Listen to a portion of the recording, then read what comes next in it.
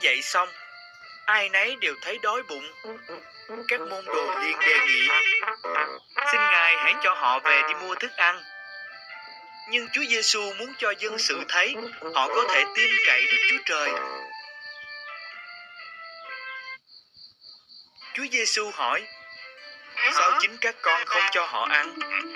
Các môn đồ kêu lên: thưa Thầy, chắc phải tốn cả 5 tiền công mới mua đủ bánh cho họ. Chúa Giêsu hỏi: các con có bao nhiêu thức ăn?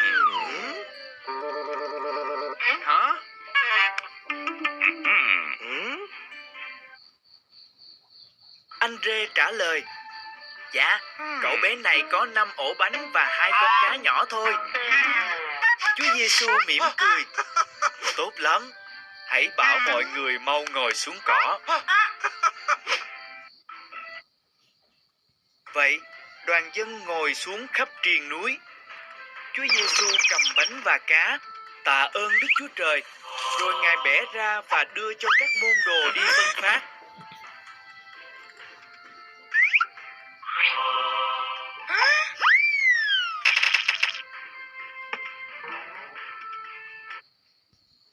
Các môn đồ của Chúa Giêsu phân phát bánh và cá cho toàn bộ đoàn dân.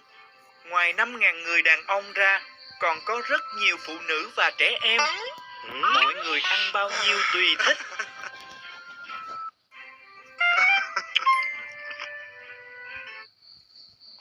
Sau đó, các môn đồ lượm lại những phần bánh và cá còn thừa thì được 12 giỏ đầy.